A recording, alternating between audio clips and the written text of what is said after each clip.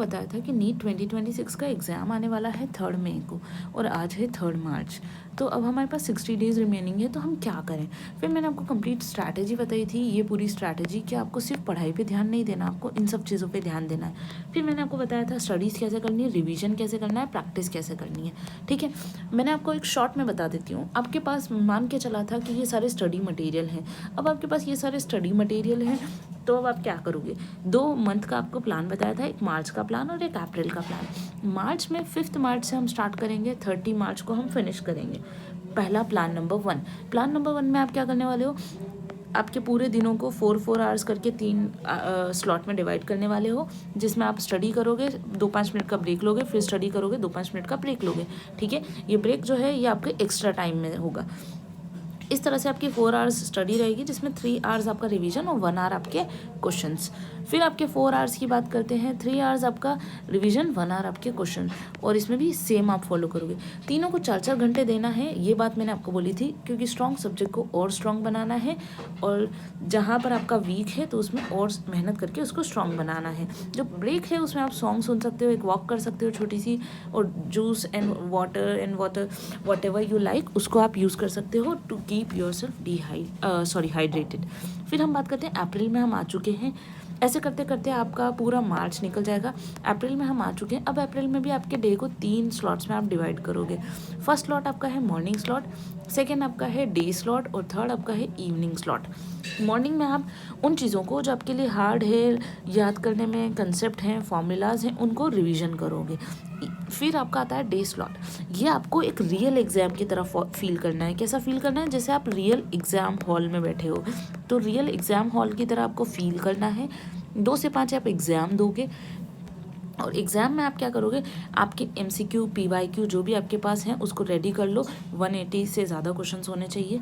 Same sitting habit आपको use करनी है, OMR रियल वाली यूज़ करनी है, और आप डाउनलोड कर सकते हो, प्रिंट निकाल सकते हो। टेबल एंड चेयर का अरेंजमेंट करो, टाइम बाउंड रहो। ऐसा नहीं कि उठ के चले गए, पानी पी लिया, घूम के आ गए, फ़ोन आ गया, कॉल अटेंड कर लिया, ऐसा कुछ नहीं करना है।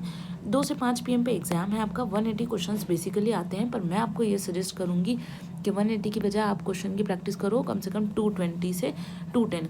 आई नो वो OMR में नहीं होंगे, क्वेश्चन पेपर में भी नहीं होंगे, पर अपने आप को बैठा के रखना है और एक्स्ट्रा क्वेश्चंस करवा के रखना है।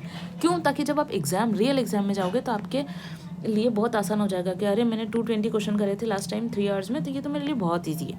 ओके, तो अपने माइंड के साथ खेलना है। फिर इवनिंग में अब आपकी एनर्जी कम हो जाती है, फोकस कम हो जाता है, तो अब आपको क्या करना है? क्वेश्चन की प्रैक्टिस करनी है, रिवीजन करना है, केमिस्ट्री के रिएक्शंस याद कर सकते हो, कुछ फंडामेंटल्स याद कर सकते हो, डायग्राम और फ्लो चार्ट को देख सकते हो। ओके, तो इस तरह से आप पहुंच जाओगे 20 से 25 अप्रैल तक। फिर आपका 20 से 25 अप्रैल जाने के बाद आप क्या करोगे? यहाँ पे देखो, अब 5 से 10 दिन मान के चलते हैं लास्ट, इसमें आप क्विक रिवीजन करोगे। नोट्स, बुक्स, माइंड मैप्स, इन सब का रिवीजन करोगे। एक बुक एक दिन में आपको नज़र से निकालनी है, रिवाइज करना है टेबल ऑफ फॉर्मूलाज के थ्रू, फ्लो चार्ट्स को यूज़ करना है, बुक और नोटबुक को बार बार देखना है, और हार्ड पॉइंट्स का कलेक्शन रखना है। ठीक है, 20 से 30 अप्रैल में ये सब काम करोगे। पैनिक नहीं होना। 20 से 30 अप्रैल में आपको कोई टेस्ट सीरीज़ नहीं देनी है, ये याद रखो।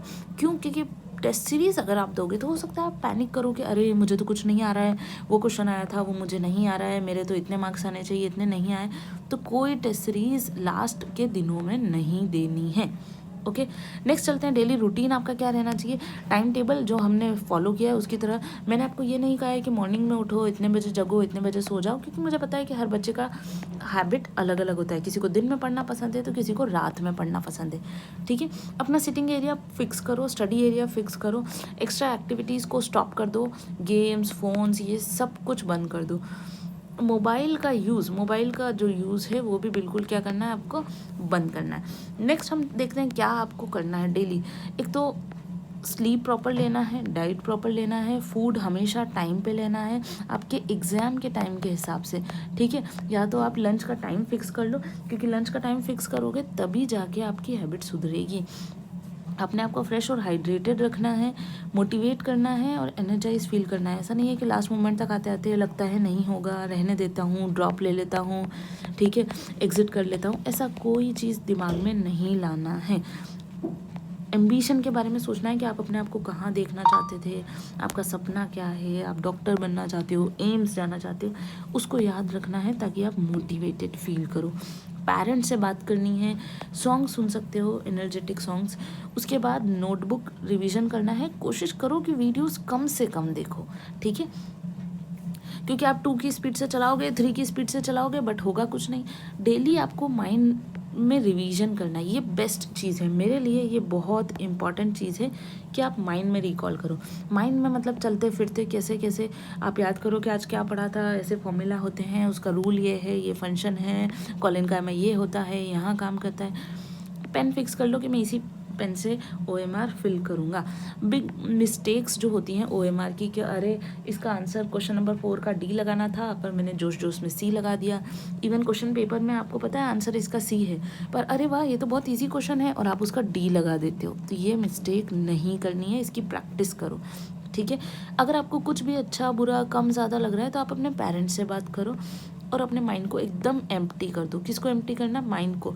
No negative thoughts, okay. फिर आपको बात करना है, कोई डिस्कशन नहीं करना है फ्रेंड से कि तेरा कितना हुआ, मेरा कितना हुआ, मेरा कम है, तेरा ज़्यादा है, तुझे तो इतना आता है, मुझे कुछ नहीं आता। इससे आपको सिर्फ और सिर्फ स्ट्रेस होगा। उसके बाद नोटबुक से रिवाइज करना है, वीडियोस से नहीं, ये बात हमेशा याद रखो। अब मैं आपको कुछ छोटी मोटी चीज़ें बताने वाली हूँ, जैसे कि how to revise for NEET. First of all ये कुछ की पॉइंट्स है जो मैं आपको देने वाली हूँ। सेकेंड, फर्स्ट क्या है हमारा की पॉइंट, आप कैसे रिवाइज करते हो ये आपको याद रखना है, ठीक है। तो पहला हमारा क्या है, सबसे पहले आपकी नोटबुक, आपकी नोटबुक को एवरी पेज को आपको कम से कम 10 टाइम्स रिवाइज करना है, मिनिमम कितना है आपका 10 टाइम। तो मतलब आपके जो नोट्स हैं, आपके क्लास नोट्स हैं, जो भी नोट्स हैं, मिनिमम 10 टाइम्स रिवाइज हो जाने चाहिए। उसके बाद आपकी दूसरा क्या है, आपकी NCERT, क्या है दूसरी आपकी NCERT, तो वो भी आपकी मिनिमम, वैसे नोट्स में सब कुछ लिखा है पर उसके बाद minimum 7 to 8 time final revision की बात कर रही हूँ। हाँ, मैं जो आप थोड़ा थोड़ा पढ़ रहे हो उसकी बात नहीं कर रही हूँ, फाइनल रिवीजन आपका इतना हो जाना चाहिए। डन है। थर्ड हम बात करेंगे आपके नोट्स जो आपने एक्स्ट्रा बनाए हैं या पेजेस हैं, उनका रिवीजन आपको करना है। आपके पास माइंड मैप्स हैं, उसका रिवीजन आपको करना है। आप अपने डायग्राम्स सारे देख लो, उसके बाद सारे फ्लो चार्ट देख लो, ठीक है, उनका रिवीजन करो। और इन 20 डेज़ में, इन 60 डेज़ में एक बहुत अच्छी आइडिया मेरे को आई है कि एक नोटबुक मेंटेन करो। क्या है? एक न्यू नोटबुक मेंटेन करो, बिल्कुल छोटी सी, या मैं आपको कहूँगी नोटबुक भी नहीं, नोट पैड ले लो, वो ज़्यादा इजी रहेगा। और उसमें जो भी आपको पॉइंट्स लगते हैं कि ये मुझे याद नहीं है, पॉइंट्स उनको ऐड करो, टू डू को ऐड करो, ठीक है, और जो आपको मेमोरी रखनी है उसको ऐड करो, एक हार्ड पॉइंट्स को ऐड करो कि ये मुझे बार बार याद नहीं हो रहा है, ये मैं ऐड करता हूँ, ठीक है, उसको देखो। दूसरा, अगर आप लिख कर प्रैक्टिस कर रहे हो, मैं आपको यहाँ कहूँगी लिख कर प्रैक्टिस कर रहे हो, if you are writing the things, तो उसके लिए आपके लिए ये नोटबुक काफ़ी हेल्पफुल होगी, क्योंकि लास्ट टाइम पे आप इसको देख सकते हो। उसके बाद अगर आपको लग रहा है कि कुछ चीज़ें कम हैं तो आप नई चीज़ें ऐड कर सकते हो। क्या क्या ऐड कर सकते हो? लिस्ट बना सकते हो, टेबल बना सकते हो, कुछ छोटा मोटा easy to memorise, easy to revise वाला डायग्राम बना सकते हो, ठीक है। जैसे कि मैं अगर बात करती हूँ कि एक ये ह्यूमन है, ब्लड डोनेट कर रहा है दूसरे वाले को, तो मैं उसको ऐसे बना देती हूँ, ये ए है, ऐसे बी के पास जाएगा, RBC के ऊपर एंटीजन लगे हैं, ऐसे करके कुछ इस तरह से बना देती हूँ। तो वैसा आप कर सकते हो, ठीक है, ये आप कर सकते हो। उसके बाद आप क्या करोगे, नेक्स्ट चीज़ आपकी क्या है, एक बुक का व्यू। रोज़ अपनी बुक के व्यूज़ लो। व्यूज़ मतलब ये है, आपको एग्ज़ाम में ऐसा याद रहता है कि उस पेज के, ये आपकी नोटबुक है, उसके उस पेज के उस कोने पे वो चीज़ लिखी है, ऐसा आपको याद रहता है, राइट। तो वो चीज़ क्या है, आपको याद रहने के लिए आपको क्या होना चाहिए, बुक का व्यू होना चाहिए। और इम्पॉर्टेंट टर्मिनोलॉजी, अगर कभी कभी आप टर्मिनोलॉजी में मिस कर रहे हो तो इम्पॉर्टेंट टर्मिनोलॉजी, ठीक है। हाँ, और एक इम्पॉर्टेंट चीज़ ये, अब देखो मैं इतना सब कुछ बता चुकी हूँ, उसके बाद 7 नंबर का पॉइंट क्या कहता है मेरा। 7 नंबर का पॉइंट कहता है विजिलेंस। आपने क्या पढ़ा है, कितना पढ़ा है, उसका विजिलेंस। विजिलेंस कैसा कर सकते हो, मतलब आपको एक ट्रैक रखना है, ठीक है। ट्रैक कैसे रख सकते हो, आप टेबल बना सकते हो, ठीक है, या फिर टिक मार्क लगा सकते हो, इस तरह से आप विजिलेंस रख सकते हो, या डेली नोट कर सकते हो कि आपने क्या क्या काम डन कर लिया है, ओके, ये आप कर सकते हो। जैसे कि मैं आपको एक सजेस्ट कर सकती हूँ, जैसे कि आपकी इधर तो आएगी आपकी लिस्ट ऑफ चैप्टर, ठीक है, यहाँ पे आप बनाओगे चैप्टर की लिस्ट। दूसरा आप बनाओगे, क्या आपने उसकी एनसीईआरटी का रिवाइज कर लिया, क्या आपने उसके नोट्स का रिवाइज कर लिया, या फिर मैं इसको कहती हूँ मास्टर नोटबुक, उसका रिवीजन कर लिया। फिर थर्ड, आपके पास जो भी स्टडी मटेरियल है, जो आपका स्टडी मटेरियल जिसको आप पढ़ते हो सकता है आप किसी कोचिंग में जाते होंगे या कहीं के मॉड्यूल आपने उठाए होंगे, तो स्टडी मटेरियल का। और उसके बाद फिर आते हैं एमसीक्यू और दूसरा PYQ। तो अब आप टिक मार्क लगाते जाओ। जैसे चैप्टर है आपका एनिमल किंगडम, ठीक है, चैप्टर है आपका मॉर्फोलॉजी, तो अब आप क्या करो, एनसीईआरटी एक बार हो गई, टिक मार्क लगा दो। एनसीईआरटी के बाद मैंने नोटबुक भी पढ़ ली, हाँ, फिर उसके बाद मैंने ये पढ़ा, हाँ, फिर ये पढ़ा, ऐसे करके। या फिर आप डेट भी लिख सकते हो, जैसे कि 10 मार्च, फिर उसके बाद दूसरी डेट लिख सकते हो, जैसे कि 11 अप्रैल। तो इस तरह से आपको याद रहेगा कि आपने कब कब किया था। यहाँ पे आप लिखोगे, जैसे कि आप लिख रहे हो 10 मार्च, फिर उसके बाद आप लिखोगे 11 अप्रैल, फिर उसके बाद आप लिखोगे कि अरे, फिर उसके बाद 23 अप्रैल। तो आपको ध्यान रहेगा कि मैंने कब कब रिवाइज करा है। या फिर आप ऐसे ही टिक मार्क लगाते जाओ, ताकि जितने ज़्यादा टिक मार्क होंगे तो आपको विजिलेंस होगा कि मैंने ये काम कितनी बार करा है। अब आपको पता चलेगा इस पूरे को देखने के बाद कि देखो मैंने यहाँ पर स्टडी मटेरियल तो पढ़ा ही नहीं, इस चैप्टर में मैंने नोटबुक 3 ही बार पढ़ी है, ठीक है। तो इससे आपका क्या होगा, विजिलेंस बहुत ईजी हो जाएगा। तो विजिलेंस इज़ इम्पॉर्टेंट। नेक्स्ट आपका लास्ट है, बट नॉट द लीस्ट, मैं इसको कहूँगी माइंड में रिकॉल करो। जब आप पढ़ते हो तो माइंड में रिकॉल करो वाइल डूइंग एक्स्ट्रा थिंग्स, ठीक है। या फिर हम कहेंगे जब फ्री टाइम में, मतलब चलते चलते घूमते फिरते चीज़ों को माइंड में रिकॉल करो कि क्या है, कैसा है, जो जो आता जाता है, बस रैंडम थिंग्स। ऐसा नहीं है कि कोई फिक्स करना है, random what ever coming in your mind, उसको आप माइंड में रिकॉल करो। तो इस तरह से आप अपना रिवीजन कर सकते हो, ठीक है। हमने यहाँ पर क्या समझा कि आपको नोटबुक से पढ़ना है, सेकेंड एनसीईआरटी को कंप्लीट करनी है, notes, pages, mind map, diagram, flow chart, जो भी आपके पास है सबको रिवाइज करना है। एक न्यू छोटी सी नोटपैड या नोटबुक रखना है, उसमें पॉइंट्स को लिखो, टू डू को लिखो, मेमोरी ऐड करो कि क्या क्या आपको कल करना था, परसों करना था, ये हो गया, ये नहीं हुआ।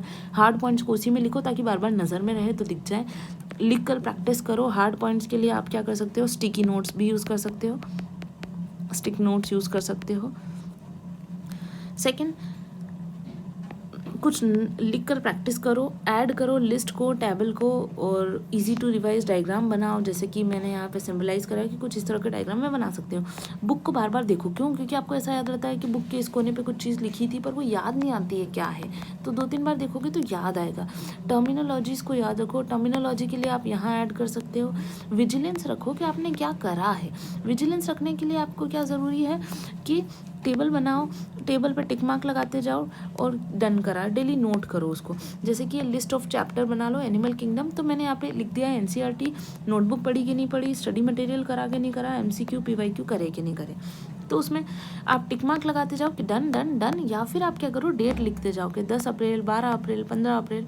तो आपको ये ध्यान रहेगा कि ये चीज़ें मैंने इतनी बार कर ली और यहाँ पे क्या हो रहा है, मेरा लैक हो रहा है, ठीक है।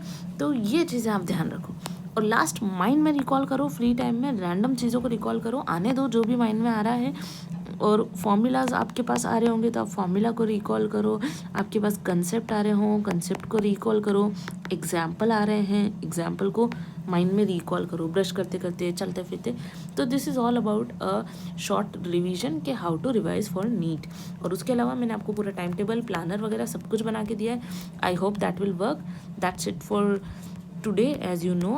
So don't forget to revise. All the best, what I wanna say. And then after, don't forget to mention your problem in the comment section if you are having anyone. That's it for today. Thank you so much.